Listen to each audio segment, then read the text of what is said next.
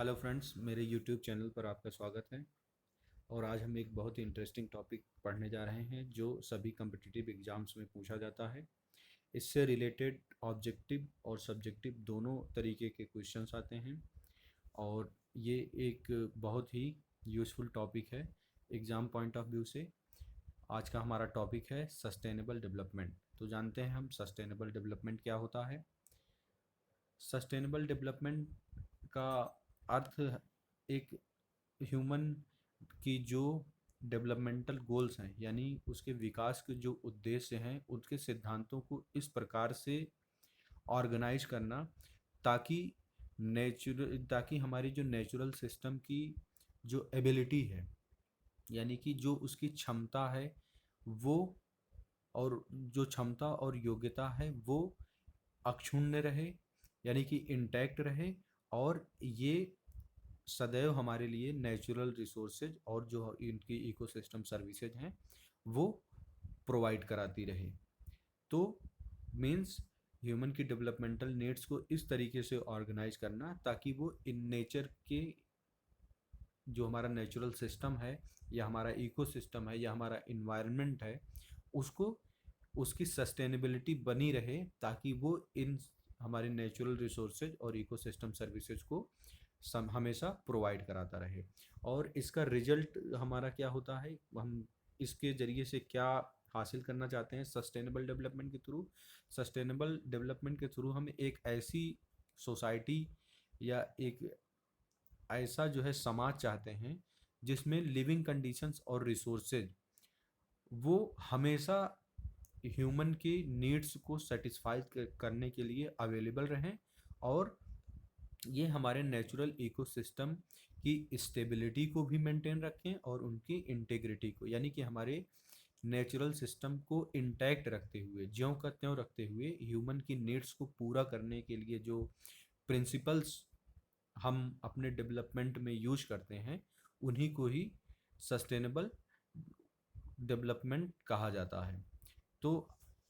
कहने का मतलब यहाँ पर यह है कि ह्यूमन नीड्स को लॉन्ग रन में पूरा करते हुए, उनके डेवलपमेंटल गोल्स को लॉन्ग रन में पूरा करते हुए हम अपने सस्टेनेबल हम अपने इकोसिस्टम को या इन्वायरमेंट को कैसे सस्टेनेबल रख सकते हैं, कैसे इंटैक्ट रख सकते हैं, इसका हम लोग सस्टेनेबल डेवलपमेंट इस तरीके के विकास को कहते हैं। और इसका डिजायर्ड रिजल्ट क्या होता है, जैसा कि मैंने बताया कि लिविंग कंडीशंस और रिसोर्सेज वो ह्यूमन की नीड्स को हमेशा के लिए पूरा करते रहें, ना कि आज की पीढ़ी का बल्कि आने वाली पीढ़ी के भी जो है वो नीड्स को पूरा करते रहें, और उनकी जो स्टेबिलिटी है, यानी हमारी नेचुरल सिस्टम की जो स्टेबिलिटी है और जो इंटीग्रिटी है वो भी हमेशा के लिए मेंटेन रहे। तो इस तरीके के डेवलपमेंट को सस्टेनेबल डेवलपमेंट कहते हैं। अब इसका सबसे पहले इस्तेमाल इस टर्म का कब हुआ था। इस टर्म का सबसे पहला इस्तेमाल क्लब ऑफ रोम द्वारा किया गया था। क्लब ऑफ रोम की एक रिपोर्ट में किया गया था 1972 में, जिसका नाम था लिमिट्स टू ग्रोथ। और ये जो है लिखा गया था कुछ साइंटिस्ट के द्वारा, जिनको लीड किया था डेनिस और डोनेला मेडोज ने। ये Massachusetts university institute of technology, sorry, ये मैसाचुसेट्स इंस्टीट्यूट ऑफ टेक्नोलॉजी के साइंटिस्ट थे जिन्होंने क्लब ऑफ रोम बनाया था। जो इनकी रिपोर्ट थी लिमिट्स टू ग्रोथ 1972 में आई थी। इन्होंने ही सस्टेनेबल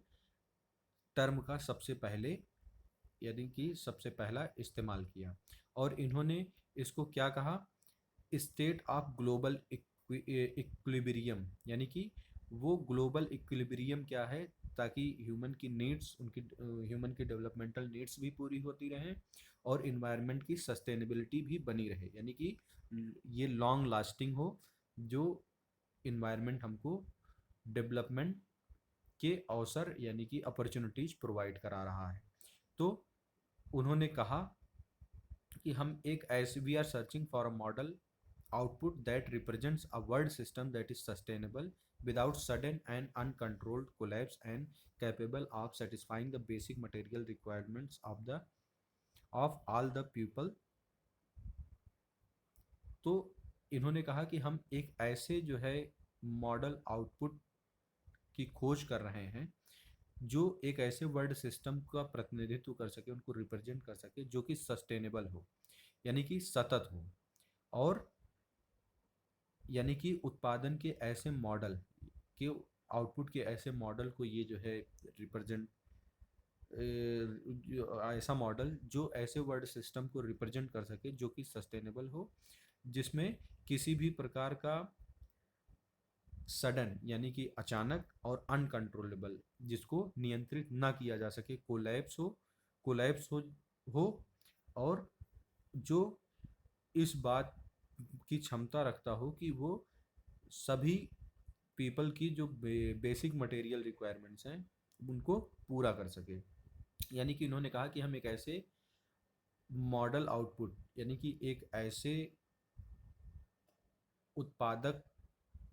उत्पादन के मॉडल की तलाश कर रहे हैं जो वर्ल्ड सिस्टम को रिप्रेजेंट कर रहा हो और सस्टेनेबल हो, जिसमें किसी भी प्रकार की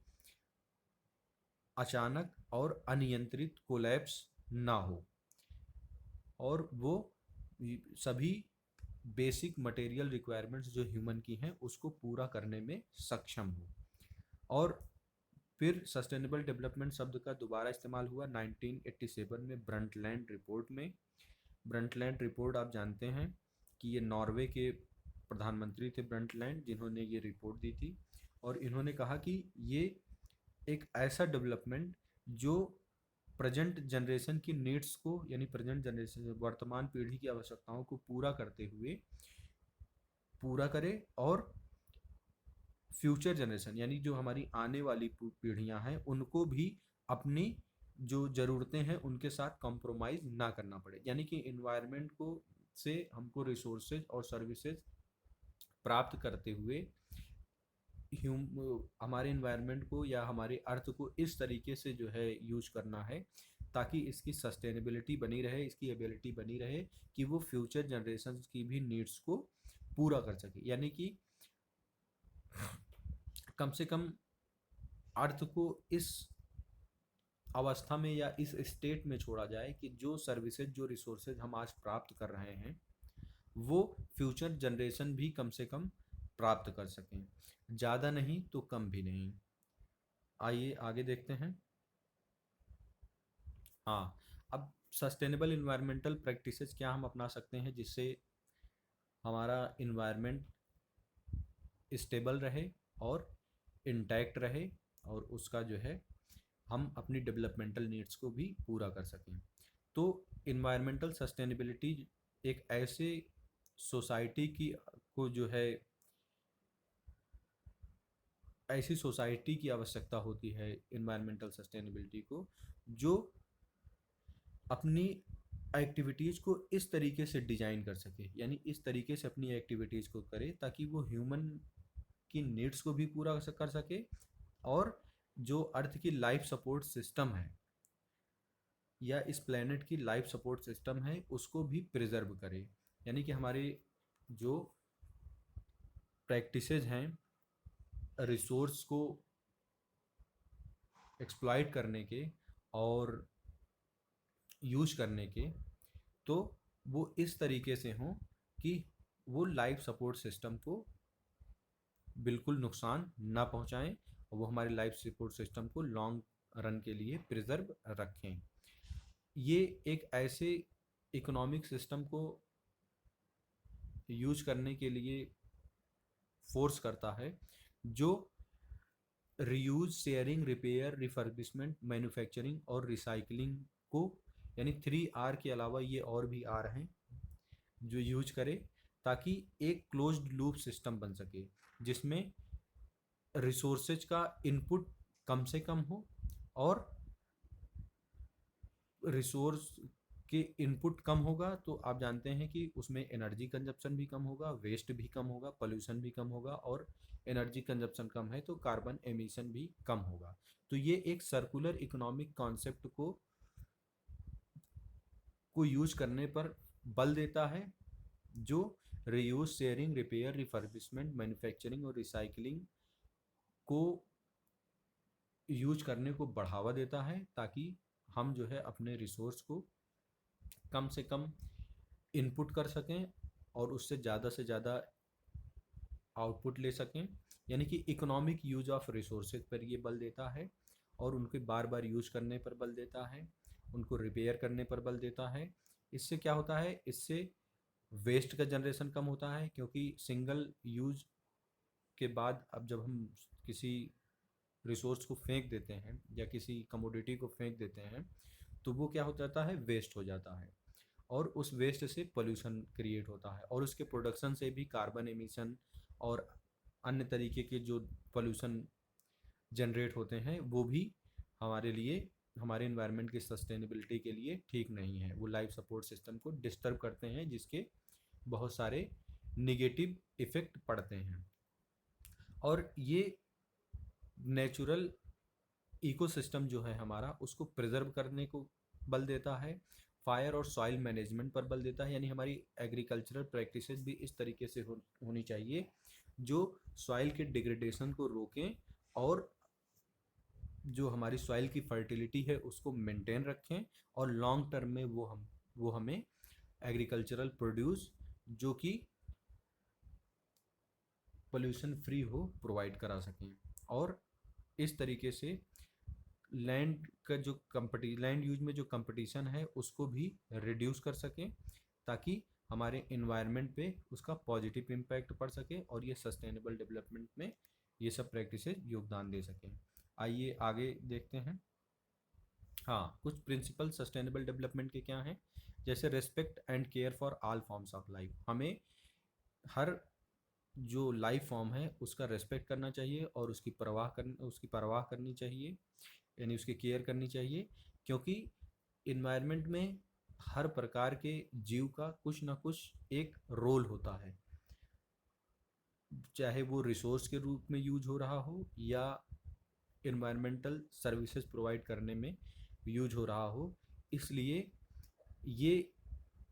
बहुत ही ज़रूरी है कि हम उनकी रेस्पेक्ट करें और उनकी केयर करें। दूसरा, improve the quality of human life. हाँ, ह्यूमन लाइफ की क्वालिटी को भी इम्प्रूव करना सस्टेनेबल डेवलपमेंट का एक प्रिंसिपल है, क्योंकि ह्यूमन लाइफ इम्प्रूव होगी तो हम सस्टेनेबल प्रैक्टिसेस को अपनाएंगे, और जब सस्टेनेबल प्रैक्टिसेस को अपनाएंगे तो हमारा जो इकोसिस्टम है वो ग्रो करेगा, पॉजिटिव उस पर इम्पैक्ट रहेगा और वो अपनी सर्विसेज को हमेशा के लिए प्रोवाइड कराता रहेगा। और अर्थ की वाइटलिटी और उसकी डाइवर्सिटी को भी कंजर्व करना। अर्थ का जो एक लाइव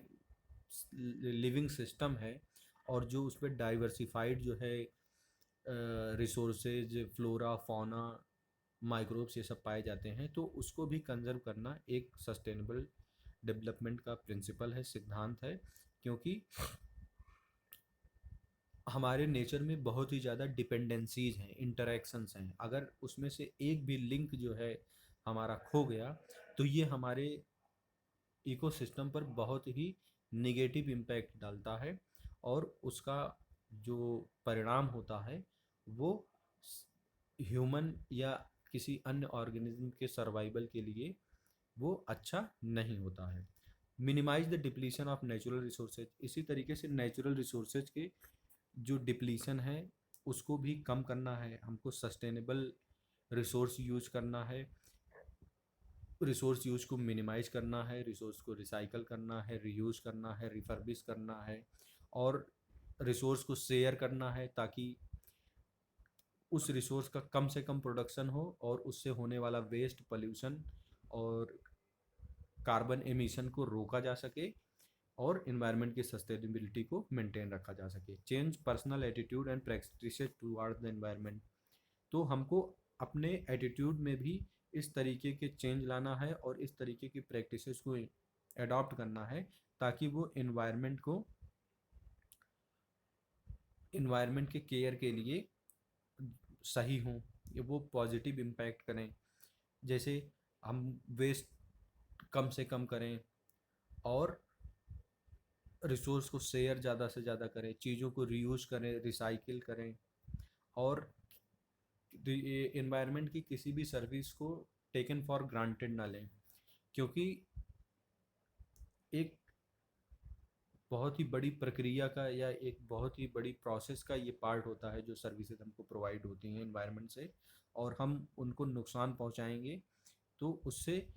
हमारे हमको ही निगेटिव इम्पैक्ट हमारे ही जो है वो लाइफ पर पड़ेगा। और enable communities to care for their own environment, और उसी तरीके से कम्युनिटीज़ को जो है वो इस तरीके से तैयार करना या इस तरीके से समर्थ करना ताकि वो जो है अपने एनवायरनमेंट की केयर खुद कर सकें। उनके अंदर अवेयरनेस फैलाना, उनको एनवायरनमेंट के सर्विसेज के बारे में, एनवायरनमेंट के रिसोर्स यूज के बारे में, पोल्यूशन के बारे में, वेस्ट के बारे में अवेयर करना, ताकि वो खुद ही सस्टेनेबल एनवायरनमेंट प्रैक्टिसेस को अपनाएं और इससे होने वाले फ़ायदे को समझ सकें, और इससे पूरी ह्यूमैनिटी और पूरे अर्थ के लिविंग सिस्टम को होने वाले फ़ायदे को समझ सकें। तो दोस्तों, ये था आज का मेरा टॉपिक। आई होप वीडियो आपको अच्छी लगी। अगर अच्छी लगी हो तो वीडियो को लाइक करें, शेयर करें, चैनल को सब्सक्राइब करें ताकि मैं आपके लिए ऐसी वीडियोस बनाता रहूं। Thank you.